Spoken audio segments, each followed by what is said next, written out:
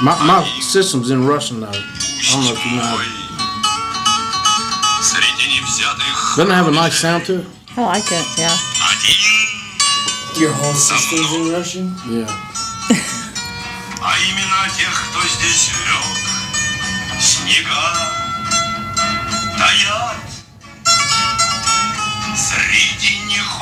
Man, that voice, man. It's really good. It's beautiful, actually. I hope you guys enjoyed this episode of Scientifically Beautiful, which is on the Life is Tough, but You Can Be Tougher Network. Hi, this is Dr. Christina Rahm, and this is Scientifically Beautiful.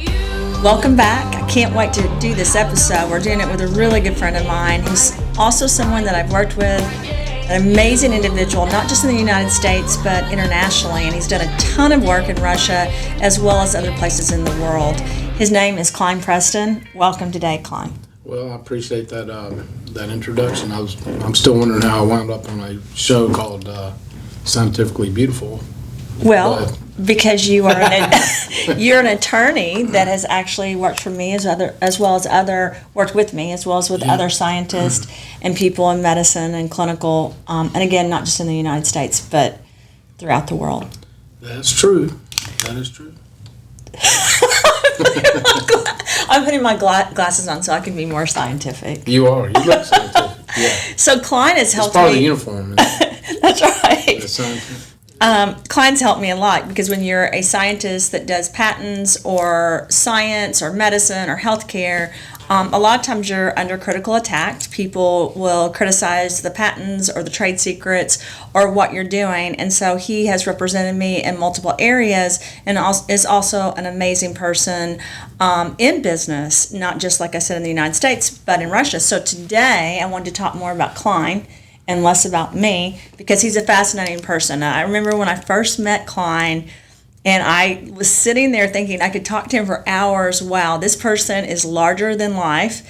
And I sat there and I was thinking, who does he remind me of? And I realized of no one. He's just himself, and he's truly himself. So I'm really excited today that people get to see you. Well, I appreciate the introduction. And I wanted... now for the letdown. No. No. But the broadcast that's showing this, the network, is called Life is Tough, but You Can Be Tougher. So today, we are going to talk a little bit about Russia and what you've done in Russia, but I wanted to start with a little bit about you and whatever you want to talk about yourself and what's made you who you are today. And then also, I would love for you to mention one or two things that were tough in your life and how you got through those and still were able to get up in the morning and get through things, because one of the reasons we're doing this broadcast is not just about science, but how people can overcome things and be who they are, because most leaders have had to go through a lot of tough things in life. Yeah, I agree with that. I would say probably one of the biggest or the toughest things in my life was when I was younger, and I was always athletic and played sports and, into college. When my college football career ended, that was probably one of the toughest things, and because I had put everything into playing college football. And so after my freshman year at Furman, South Carolina, we made the big mistake of being the homecoming game at NC State in 1985. And we went to Raleigh and we beat the dog-do out of them. Well, so what they do, they turned around and hired our staff. Wow. So I was recruited by that staff, and then they went to NC State after that year in the next spring. And so I decided after that to make a change. College football was fun. It's a lot of work as a job, and it was different than today. Nobody got paid. We had to actually sneak around and work to have money to drink, go out and drink milk and things of that nature. Milk's expensive, especially if you drink it by the case. And so that was tough. So that was a big, I guess, turning point in my life when I had to make the decision to leave that school and go to Tennessee. And that was probably one of the better things in my life, because that's where I met my wife, which opened up a new thing. new world, and we have, 3 great kids, and, I was able to pursue what I have always been interested in from a young age, and that is Russia. The country, the language, the culture fascinates me. The history, such a rich country, and in all those areas. And so Tennessee had that program, Furman did not, and so that opened that door. And then, I would say that was probably the most significant thing. So I was probably 19 or 20 when that big change occurred. When was the first time you went to Russia? How old were you? I was 21, and it was in 1989. So it was still the Soviet Union. Yeah. And so the wall had just fallen in Berlin in November of '89.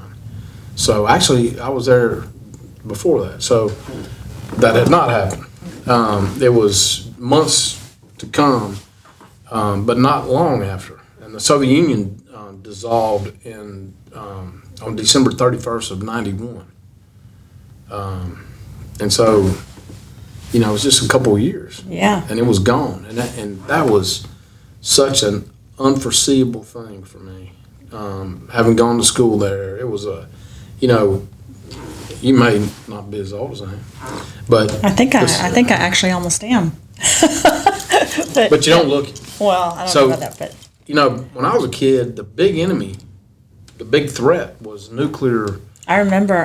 Nuclear threat from Russia. From Russia. I remember watching it on the television and actually being nervous because it was such a big deal on television. And It was. I've been to Russia like you have many times, not nearly as much as you, but it was completely different than what I experienced. So I'd love to hear, and I know the audience would love to hear what it was like when you first went and what it's like now and your experience with it. By the way, were you, not to get off topic, but were you nervous about Russia or no?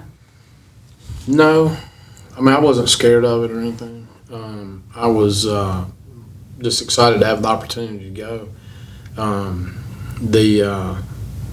The real tough thing was it was so different than the United States in that there was a lot of structure. I remember getting off the plane, and of course I'd had 3 calendar years of Russian before I went there. And I remember getting off the plane, and I didn't understand anything.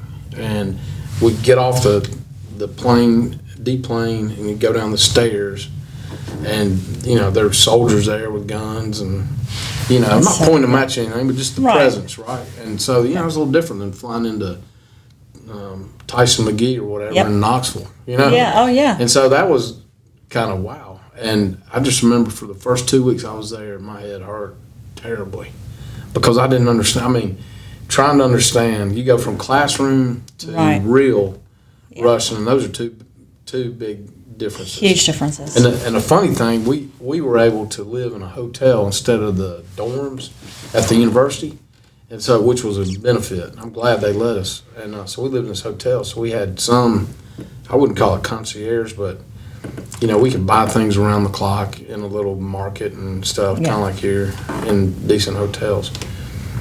Well, one of the first people I met in Russia had a stutter. The Russian guy. And we met him at the hotel, and so I'm sitting here, and I'm a baby as far as my language goes. Even I had 3 years of language, but it's classroom language. And I remember thinking, that's how you pronounce this thing. The guy's going, and I'm thinking, wow, this is a lot different than my professor. He's got a speech impediment, and he's one of the first people I meet. And I'm thinking, wow, man, the cadence of the words and everything, it's just not right. And then after meeting a few other people, I'm like, no, that guy doesn't even speak correctly. Yeah. But not knowing the language really, it's kind of funny, I thought. But you powered through that, and I'm going to brag about you a little bit.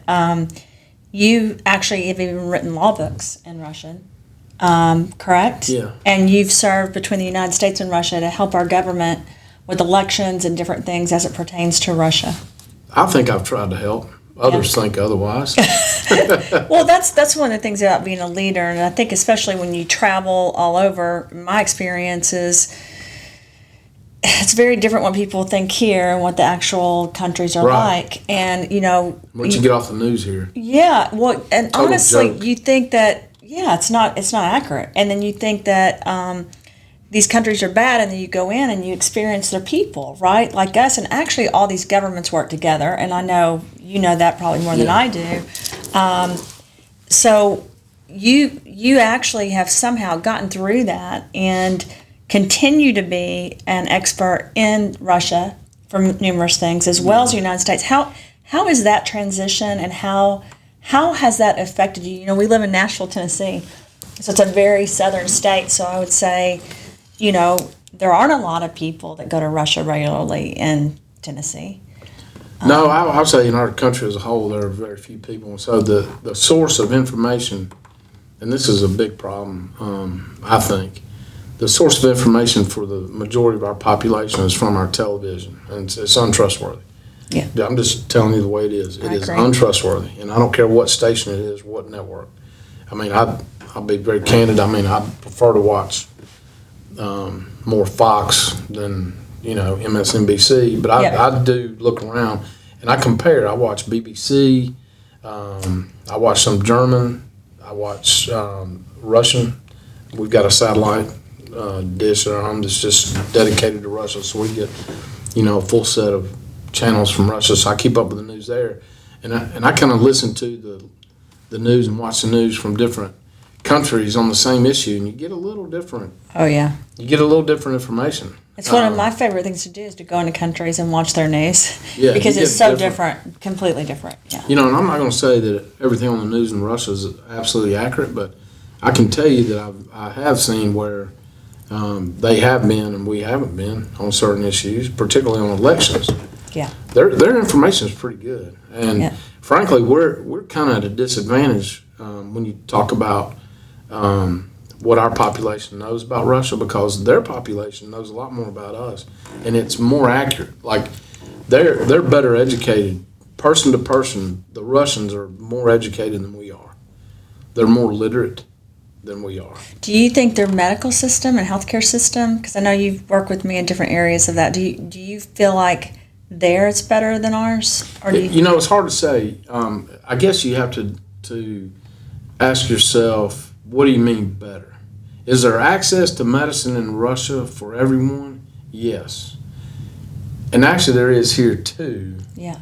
But it depends on how you fall upon it. You know, we've got these different accesses to medicine. Right. You know, whether you're in a PPO, you've got regular insurance, Medicaid, Medicare, TennCare. There's so many different kinds. And then you've got the law that says if you show up in an emergency state, an emergent state, they have to treat you. They don't have a choice, right? So, you know, I would say our medicine is, as far as acute care, emergencies, we're one of the best, if not the best in the world at acute care. Long-term care, I don't think we have a passing grade. Yeah. And the reason I say that is because what I've noticed in Russia and dealing with in the Russian health system, I think the doctors there are more classically trained, because traditionally they have not relied so much on technology for diagnostics and stuff. They rely more on the body. Yeah. And, you know, of course they do tests and all that, but I think our system is less holistic also. My understanding from the doctors I know here, and, you know, I've got some medical issues that I periodically see doctors, and, you know, I've never had a doctor ask me what I eat.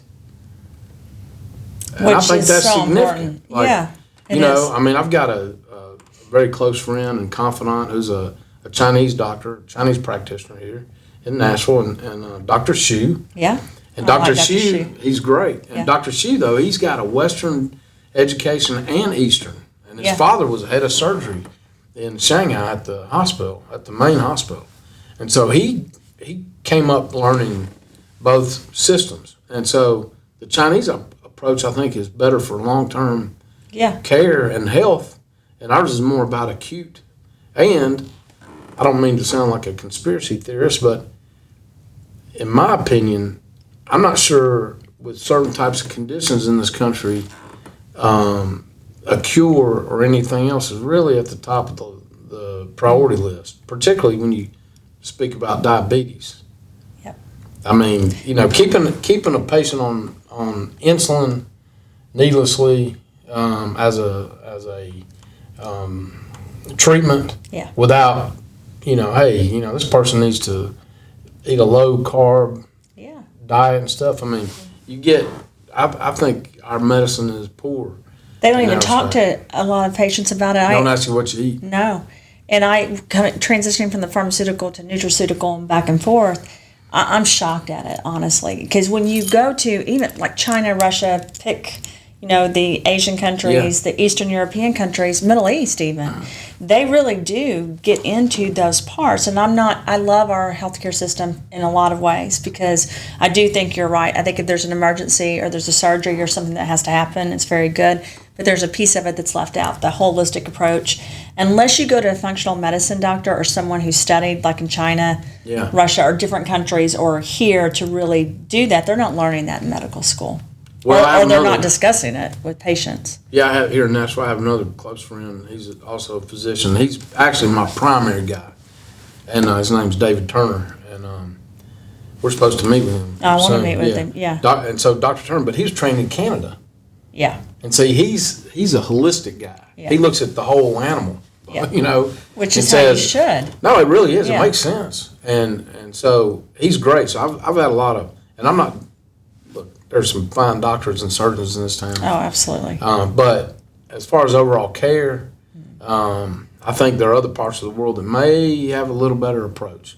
And Russia's one of them, but I'll also say scientifically, Russia's been at the forefront of a lot of different types of medical breakthroughs. For instance, we see this laser eye surgery and stuff. Well, that was invented in Russia. So I think one of the things I respect about you is because you've traveled and been exposed to things, you've had controversy, but you've stood up and you've been tough and you've still kept your opinion and still kept your voice. And one of the things I think we're lacking lately, and I've seen more and more of it, is people unwilling to take their own lives into their own hands, their own opinions into their own hands. Yeah. And instead, they're reliant on someone that's on television that may have a hidden agenda or may have some other reason that they're saying that.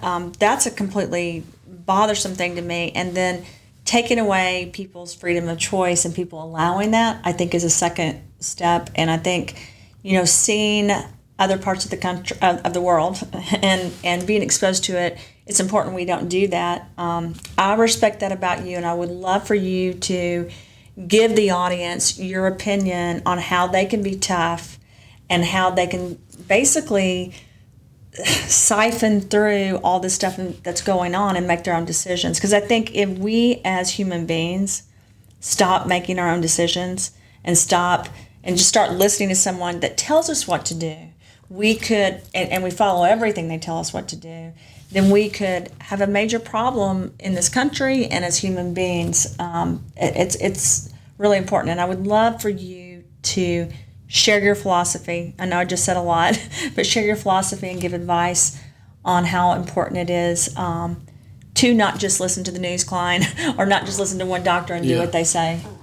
Well, I think a lot of it has to do with self-responsibility and self-respect. And so, that's one of the things I don't think we read enough in our country. And so, it starts with educating yourself. But even before that, and I know this isn't supposed to be a religious broadcast, but if you, and I think this is very important, I think a lot of the strength that people can have as far as improving their lives and improving the country is based in the faith. And so, if someone is grounded and they have a good relationship with the Lord and they think about what they can do within His plan and they just follow that, I think that's a big part of it. And along with that, people will be given strength and fortitude to move forward. The other thing I'd have to say is I think you have to take charge of your own life. And that means in a lot of different areas. And so even when you're in the healthcare system, you have to be aware. If something doesn't feel right about what you're getting told or being told or what, you need to follow up on that. And so you almost have to be your own advocate, always. I was thinking about you the other day, and I was thinking, I wonder how Kline is able to always. Well, you're always happy. You're always strong. I know there's days I'm sure you're not, but you're always this strong figure in my life, and I think so many other people.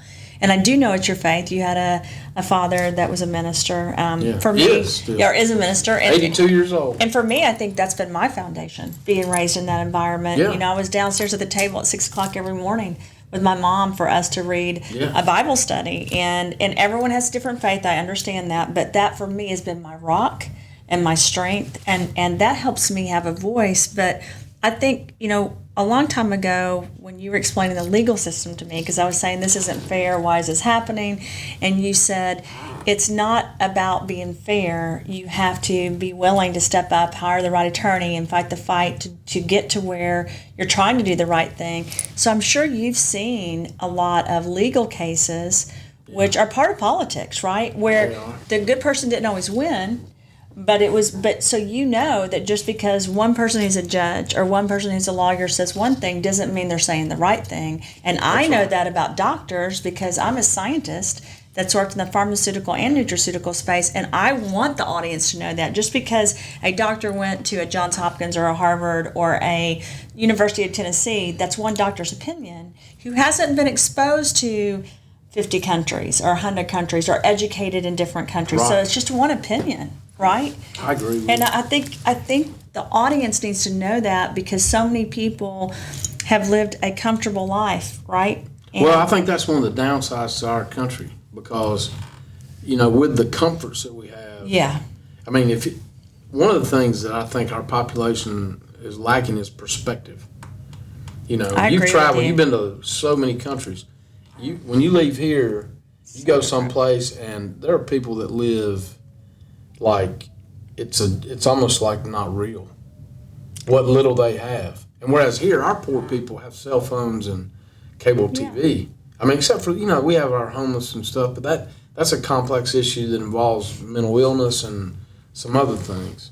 But the resources are here for everybody. Unless you try you almost unless you're totally disabled and nobody can bring you food, you have to try to starve in this country. I agree. When people say we don't take care of our homeless, I want to say, because I was in the mental health system as a psychologist, right? I want to say, well, some of that's mental health issues because the system's actually set up to help everyone. But I do think, and a lot of times it's a choice or they're not reaching out to resources, but I do think comfort and not being able to go out and experience these different countries is a hindrance to the United States sometimes. It's a negative. Well, in Europe, because they're traveling everywhere. Right. So they have perspective and stuff, and I think our people who are out marching and raising hell and about how bad it is here, that they have a house, or apartment and a vehicle and this and that, and so our poor are rich compared to most of the world. Oh, absolutely. And absolutely. It's in a way it's a bad thing that we have this success. Yeah. Because it makes us less sharp, I think. It makes us softer. Well, and I think that for some reason we think, our country knows more than any other country and that we're always right. I was on the phone with this project that we're going to be involved in Cyprus. And, of course, there's a lot of people involved that I will be talking to next Thursday that are Russian. And because I don't know, I'm sure you know this, Cyprus is composed of a lot of people from a lot of countries, very wealthy people. And they asked me today, and Dr. Dory was on the phone, if we had the legal group that could handle a lot of this. And I said, absolutely. And I mentioned you. And they said, how will he be working in different countries, because there's some Eastern European, Europe countries involved. I said, he will be absolutely fine. And they made a comment that a lot of Americans don't want to go to Turkey or don't want to go to Cyprus or don't want to go to Russia. And I said, no, that's not Kline. And I said, it's ironic because in Europe, everyone wants to go to Turkey, for example, for vacation. Or Right, go. right. Did you The know Russians, that? oh, I mean, yeah. they love to go. Or Dubai, right? Right. But there's a lot of people in the United States, and I think it's just a lack of knowledge and a comfort, but I think it's not healthy for us, and I think we No, have it's to... not. But our schools don't, promote, in my view, real education. No. And so, we're a very myopic nation culturally, and I think, it doesn't bode well for us because when you compare, a high school graduate in the United States from Germany, there's no comparison. No. Or many of these countries. I mean, the Chinese are whipping us in education, and that's why they've got 500,000 students here. Oh yeah, and they're traveling all over. I mean, they're going everywhere. Yeah. And I know that, Kline, when I met you, I thought finally there's an attorney I can talk to because you need someone with a global perspective if you're going to do global healthcare and wellness, right? No, you do. I mean. And because otherwise there's just no understanding, and the perspective you bring to the United States because of what you've done and to the legal system, I think is phenomenal, and I'm very thankful that I've had the opportunity to work with you. I don't want you to work with anyone else because then we won't have time to work together. So no one can contact Kline after that. You're I'm such teasing. a great friend, and it's been really wonderful working with you. I love working with you, and I love working with this wife, by the way. Tiffany works with us on our global perspective with the International Science Nutrition Society and Root and this other project that we're getting into. So, and then Kline and I have a few things that we're thinking of doing, hopefully in Russia. It's been hard to have things locked down, and so I'm hoping they Well, can right. soon. I mean, it's still pretty much closed, and they're not processing visas either way, going there or coming here. You have any that's idea gonna when shut that'll down. open? They say any day. Yeah. But any day becomes months. Yeah. How is I saw a report on just a couple more things on the COVID, and like I said, I was on the phone with someone from Russia a week ago. I don't think Russia's growing as much with the the Delta variant with COVID. They don't have as many cases, do they? I've heard different stories. I mean, I watch the Russian news, and it doesn't seem to be catastrophic. The people that work with me in Russia, I mean, they're doing their work without any hindrances and without masks. Come and go. Do what they want. But, some of the news that I hear about the Delta variant in Russia is Western. Yeah. So I don't know I don't know that that's accurate. I know that, the people that I know over there that are working, and they're fine. They've gotten the shots, and, some haven't. And they've gotten COVID, and they were sick for a few days and moved on. And they're not criticizing the ones that aren't getting it there. No, I mean, some people proudly on their Facebook thing put, I've been vaccinated, little symbols, but I mean, it's a small percentage, but, contrary to the American belief, the great dictator Putin is not making everybody get the vaccine. It's a very free society. Yeah. And I so, have a different opinion about Putin than a lot of people. Yeah. I don't think he's this horrible he's dictator. not. He's great, Yeah. actually. I mean, I know that's blasphemous, I guess, for a No, it's not. traitorous for an American to say, but he's a really good leader. I mean, He's helped them a lot, the country. when he took power in 2000, the inflation rate was about 2,600% a year. Right now, it's about 6%. He's increased salaries. He's either built or renovated over 10,000 churches now. Russia is leading the world in the expansion of Christianity. Wow, I didn't know that. That he has. I knew he was doing the churches, but I didn't know that they were leading. They're the leader. Well, you've probably heard of the Third Rome. Yeah. That's Moscow. So in the last days, the prophecies go, the Third Rome, will be the leader of the church, and that's Moscow. The first Rome obviously was Rome. The second was Constantinople, which is now Istanbul. Yeah. And the third is Moscow, and it's strong there. I mean, they've had Christianity for over 1,000 years. I mean, strong. The church has been intact. Yeah. It's a Russian Orthodox church, right? Yes. Yeah. And they allow other faiths, but they banned some of the American face. I knew that. Yeah. I think Because the they're, I don't know. Some of that was political. Yeltsin started it, and they. Well, I think what happened in America when they heard they banned some of those, they thought it was all of Christianity, and it wasn't. And that's another misconception. And it's kind of like a gossip. Someone says something, and then everyone believes it. When I say ban, that's not actually true.